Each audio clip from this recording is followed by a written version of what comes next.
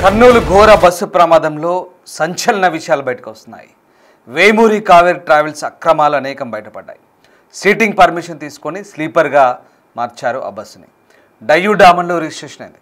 పన్నులు ఫీజులు ఎగ్గొట్టేందుకే ఈ అక్రమ రిజిస్ట్రేషన్ తేలింది. ఒడిశాలో ఆల్టరేషన్ ఫిట్నెస్ టెస్ట్ చేయించారు. బస్సుకి కేవలం 43 సీట్లకు మాత్రమే పర్మిషన్ ఉంది. కానీ నిబంధనలకు విరుద్ధంగా స్లీపర్ క్యారియర్గా ఈ సంస్థ మార్చిపారేసింది. బస్సు నిర్వహణ కూడా సరిగ్గా పట్టించుకోలేదు. బస్సుపై 16 చలాన్లు ఉన్నాయి. 23,120 రూపాయల ఫైన్స్ ఉన్నాయి. అన్నీ హై స్పీడ్ డేంజర్ డ్రైవింగ్ చలాన్లే. చివరిగా అర్ధరాత్రి 2 గంటల 14 నిమిషాలకు పుల్లూరు దగ్గర టోల్ ప్లాజా దాటినట్టుగా తెలుస్తోంది. ఆ తర్వాత కాసేపటికే ప్రమాదం జరిగింది. అదిగో మీకు అందిన ఒక అప్డేట్ చెప్తున్నాను, మాకు అందిన అప్డేట్ అది.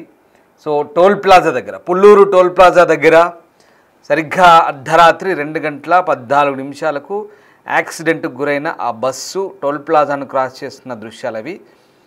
ఇదిగో ఈ బస్సే పుల్లూరు టోల్ ప్లాజా దగ్గర సరిగ్గా తెల్లవారుజామున 2 గంటల 14 నిమిషాలకు అది క్రాస్ అయింది. ఇక్కడ నుంచి వెళ్ళగానే 3 గంటల నుంచి 3 గంటల 10 నిమిషాల మధ్యలో ఆ యాక్సిడెంట్ జరిగింది. సో కర్నూలు దగ్గర ఇది పరిస్థితి. వాస్తవానికి ఈ బస్సు సంబంధించిన అనేక అంశాలు బయటపడుతుంటే ఒకసారిగా నివ్వెరపోవాల్సి వస్తుంది. చాలా వరకు నిబంధనలు విరుద్ధంగా ఈ బస్సును నడిపిస్తున్నట్టుగా మనకు అర్థమవుతుంది.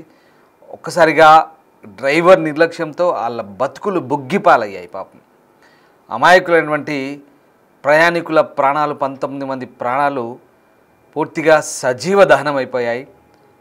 ఇక ఆ బస్సు కింద బైక్ చూడండి. ఈ బైక్ సరే ఆల్రెడీ ఎస్పీ ఒక స్టేట్మెంట్ ఇచ్చారు ఇంతకుముందు. ఆ బైక్ ఆల్రెడీ పడిపోయింది, బస్సు గుద్దలేదు, బస్సు ఢీకొట్టలేదు, ఆల్రెడీ పడిపోయింది.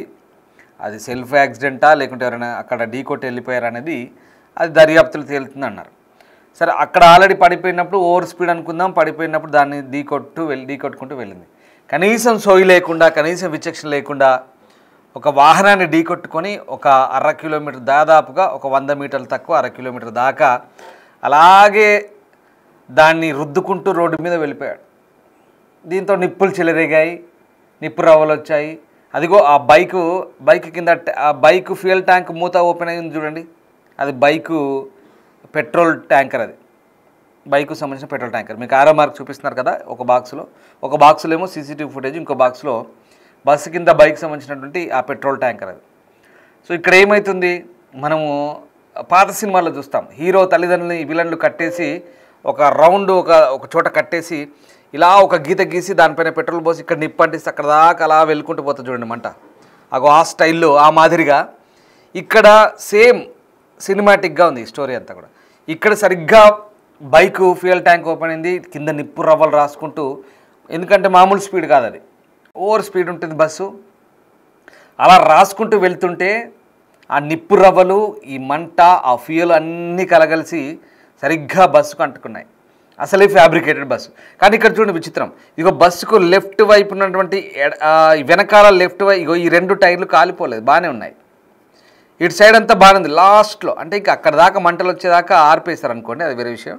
అంతే, అప్పటికంతా మొత్తం కుప్ప కాలిపోయి కంప్లీట్గా ఏం లేదు. అక్కడ ఒక సెట్ మాదిరిగా, సినిమా సెట్ మాదిరిగా కనబడుతుంది మనకి ఊరికే.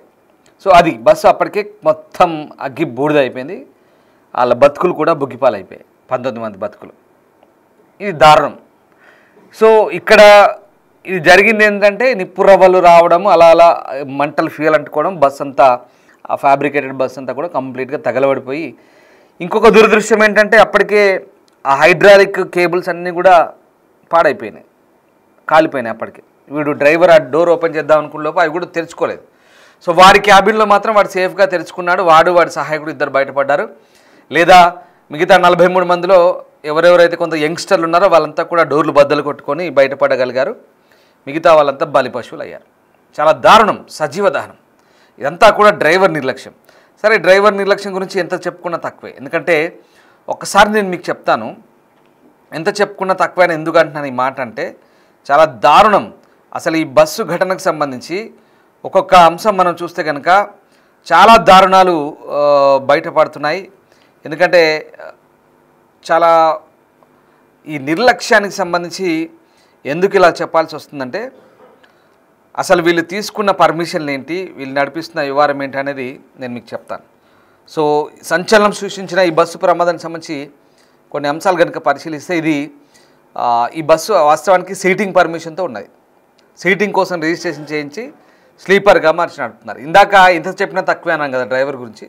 సో ఈ ఒక్క డ్రైవరా మిగతా డ్రైవర్లు అని చెప్పలేం, కానీ ర్యాష్ డ్రైవింగ్, ఓవర్ స్పీడు ఇవన్నీ కలగలిపి ఇప్పటి వరకు పదుల సంఖ్యలో కేసులు ఉన్నాయి. దాదాపు 23,120 రూపాయల పైన ఫైన్లు ఉన్నాయి. చూడండి ఎన్ని కేసులు ఉన్నాయి, ఎన్ని ఫైన్లు ఉన్నాయి. ఇదంతా కూడా ఓవర్ స్పీడు, ర్యాష్ డ్రైవింగ్. కేవలం అది ఈ డ్రైవర్కు ఉన్న హిస్టరీ ట్రాకా లేక ఇంకో డ్రైవర్ అనేది మనకు మొత్తం మీద ఈ యాజమాన్యం, ఈ వేమూరి కావేరి ట్రావెల్స్ ఈ బస్సు మీద, ఈ పర్టికులర్ ఈ బస్సు మీద ఉన్నటువంటి కేసులు అవి. సో ఆ రకంగా దాన్ని సీటింగ్ను స్లీపర్గా మార్చారు. ఇక్కడ అడుగడుగున నిబంధనలు ఉల్లంఘనే.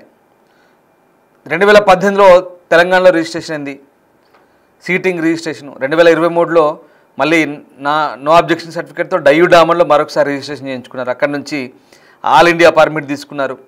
డయ్యూడామన్ నుంచి బస్సును ఒడిశాలోని రాయగఢ్ తీసుకొచ్చి అక్కడ ఆల్టరేషన్, ఫిట్నెస్ ఇవన్నీ చేయించారు. ఎందుకంటే మన ట్రావెల్స్ బస్సు యజమానులు చేసే జిమ్మిక్కులు ఇవే. అరుణాచల్ ప్రదేశో, నాగాలాండో, సిక్కిమో, డయ్యూడామనో లేదా ఇంకెక్కడో భారతదేశంలో ఏదో ఒక మూలకు పోయి ఈ పర్మిషన్లు తెచ్చుకుంటారు. వీళ్ళకున్న అడ్వాంటేజ్ అదే. ఎందుకంటే ఇక్కడ నిబంధనలు, ఇక్కడి వ్యవహారాలన్నీ కూడా వీళ్ళకు మింగుడు పడవు. ఈ పన్నులు, ట్యాక్సులు ఎగ్గొట్టడానికి ఇది ఒక దుర్మార్గమైన ఆలోచన. ఎక్కడో సిక్కిమో, నాగాలాండో లేదంటే డయ్యూడామనో, ఎక్కడ డయ్యూడామనో రిజిస్ట్రేషను, ఎక్కడ ఎన్ఓసి, అసలు ఏంటి డయ్యూడామన్ వెళ్ళి తెచ్చుకోవడం ఏంటంటే మీరు అంత అమాయకంగా మాట్లాడతారేంటి, అది బిజినెస్ లాజిక్ కదా, దాంట్లో అంత గొప్పే ఉంది అనుకోవచ్చు. సరే, ఇవన్నీ కూడా ఎందుకు చెప్తున్నానంటే ఎగ్గొట్టడానికి, పన్నులు ఎగ్గొట్టడానికి అక్రమ మార్గాలు ఇవన్నీ కూడా. ఇందులో వింతేం లేదు, ఇవన్నీ నగ్న సత్యాలు, బహిరంగ వాస్తవాలు ఇవి. ప్రతి ట్రావెల్స్ యజమాని చేసే పనిదే, ప్రతి ట్రావెల్స్ నడుపుకునే ప్రతి ఒక్కరు చేసే పనిదే. అక్రమంగా అడ్డదారుల్లో తీసుకొచ్చిన పర్మిషన్లు, మళ్ళీ ఇక్కడికి వచ్చి ఆ లంచ్ అవతారాలకు వీళ్ళు మేపడాలు ఇక్కడ అధికారులకు అందరిని అన్నట్లేదు. కొంతమంది ఎవరైతే తీసుకునే వాళ్ళు ఉంటారో వాళ్ళకు వర్తిస్తుంది. సో అట్లాంటి వాళ్ళు నిర్లక్ష్యంగా వ్యవహరించి వీళ్ళని రోడ్లపైకి వీళ్ళని వదిలేస్తే ఇక రోడ్ల మీద వీళ్ళ అరాజకానికి అంతే లేదు, వీళ్ళ అడ్డగోలుతనానికి అంతే లేదు. ఎంతలా అంటే ఇదిగో పదుల సంఖ్యలో ప్రాణాలు కోల్పోయేంత. ఇవాళ ఎవరు సమాధానం చెప్తారు, ఎవరు బాధ్యత వహిస్తారు?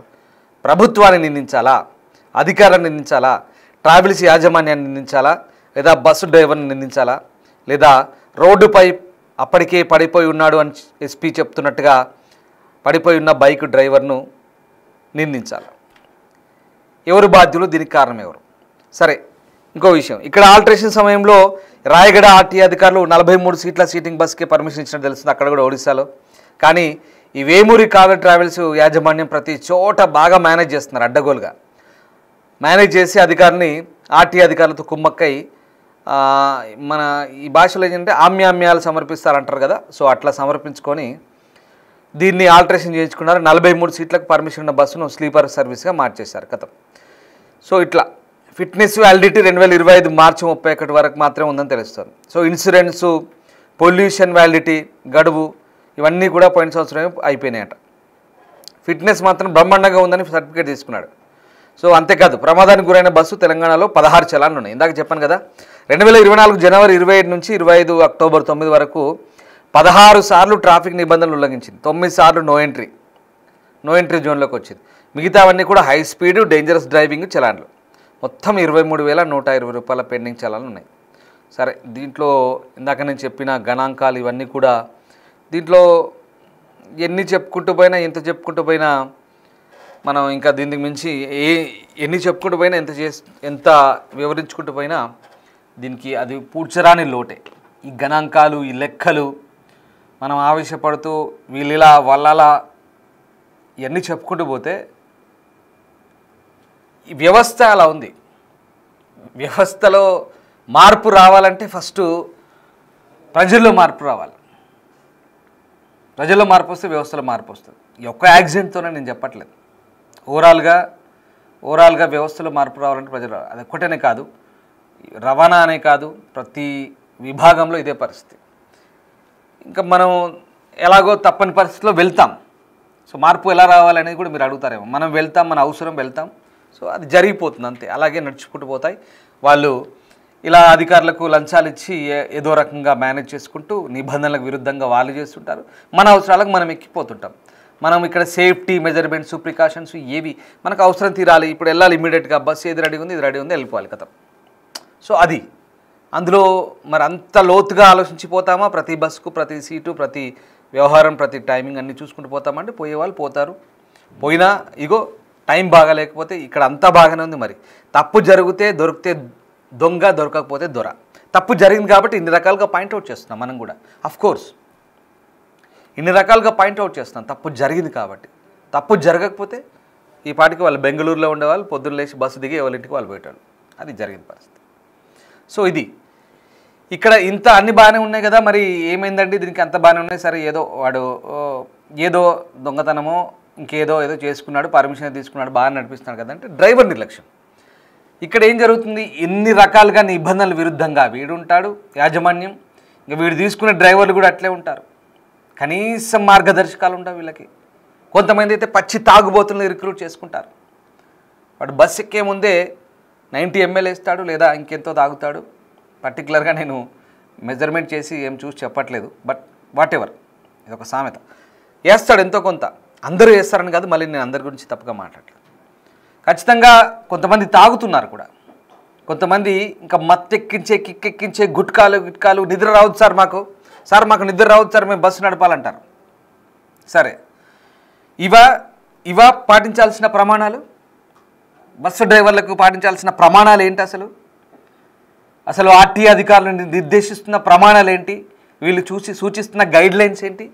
యాజమాన్యాలకు ఏం చెప్తున్నారు? ఎలాంటి డ్రైవర్లను రిక్రూట్ చేసుకోవాలి? ప్రాణాలు 43 మంది ప్రాణాలు తీసుకెళ్తున్న ఆ డ్రైవరు, ఆ సహాయకుడు, కో డ్రైవర్ కావచ్చు ఎవరైనా సరే ఎంత జాగ్రత్తగా ఉండాలి, ఎంత అప్రమత్తంగా ఉండాలి. వాడిని నమ్మి వాడితో వెళ్తున్నారు. వీళ్ళ ప్రాణాలన్నీ కూడా చేరుకునే దాకా వాడి చేతిలోనే ఉంటాయి. లిటరల్లీ ఎలా ఉండాలి, ఎంత జాగ్రత్తగా వ్యవహరించాలి, వాడి బిహేవియర్ సెన్స్ కూడా, డ్రైవింగ్ స్కిల్సే కాదండి బిహేవియర్ స్కిల్స్ కూడా ఉండాలి వాడి దగ్గర. కనీసం కొన్ని విలువలు ఉండాలి. బస్సుకి మంటలు వస్తుంటే పొగలు వస్తుంటే కూడా ఇంకో డ్రైవర్ చెప్తుంటే కూడా ఎంత నిర్లక్ష్యంగా ఎంత ఏమరపాటుగా పోతున్నాడంటే వాడి నిర్లక్ష్య ధోరణి ఎక్కడి దారితీసింది? ఎంత భారీ మూల్యం చెల్లించుకోవాల్సి వచ్చింది ఇవాళ. ఇది పరిస్థితి. సో వాడు కొంచెం మంచోడై నెమ్మదస్తుడైతే ఆగి ఏం జరిగిందో చూసి అరే మంటలు వస్తున్నాయి బాబు దిగండి సార్ అని చెప్పేసి అందరిని దింపి ఏదో అలర్ట్ చేసేవాడు అయిపోయేది. సరే బస్సు నిలువున కాలిపోయినా ఎవడు పట్టించుకుంటాడు కాదు. కానీ బస్సుతో పాటు వాళ్ళ బతుకులు కూడా బుగ్గిపాలయ్యాయి. ఇప్పుడు దీనికి ఎవడు బాధ్యుడు? ఇది పరిస్థితి. దీనికి ఎవరిని నిందించాలి? అడ్డగోలుగా పర్మిషన్లు ఇచ్చిన అధికారులను నిందించాలా, లేదా అడ్డదారులు తొక్కిన యాజమాన్యాన్ని నిందించాలా? ఇది పరిస్థితి.